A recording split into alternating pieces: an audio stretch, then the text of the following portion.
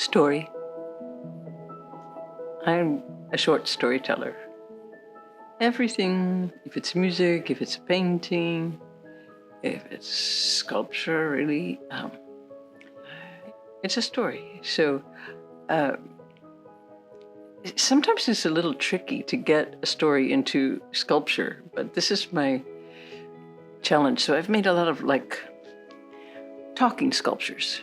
So some of them are little almost fake holograms, projections onto clay, and with different scales, so that some are huge, 8 times the size of a human being, sometimes they're really small.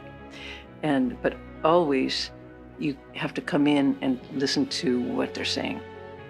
So that's the thread, I think, stories.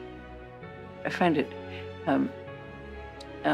wonderful to have a big theme, and within that, a lot of short stories. So this is one of the reasons that I did portraits of countries, for example. And so within that shape, you have lots of stories within it of politics, love, all kinds of things. On that level, I'm very happy because, when you make something and it goes through all sorts of formats, eventually you're looking at a really crummy video and you're like, oh, is that what I did? No, I really cared about projection because in the live shows, there was a lot of film.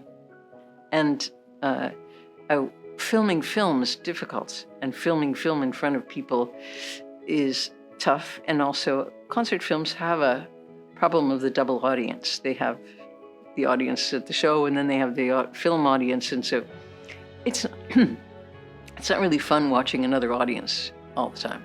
You want to be the only one, only audience. So it's a little bit distancing, I would say.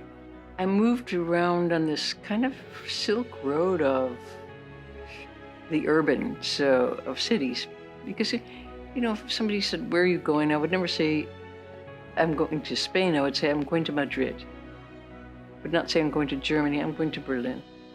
So it's this network of cities, New York, Berlin, Madrid, Rome, that had this kind of communication, and still does. And that's the cultural network rather than the country. So I benefited a lot from being able to go to different art scenes in places other than New York. One was called, I think, New Music New York, and that was something like 1978. And it was the first time I really felt connected in a deep way to other musicians in New York. You have to, when you play music, I think you have to feel where the weight is of the measure. At that time, when I was a student, I was not sure I was going to be an artist. I had decided to be a radical. In other words, just somebody in buildings making trouble. And I still have that ambition in many ways. Hello, my name's Laurie Anderson, and I just want to say greetings to everyone who's come to the Locarno Film Festival, in person or virtually.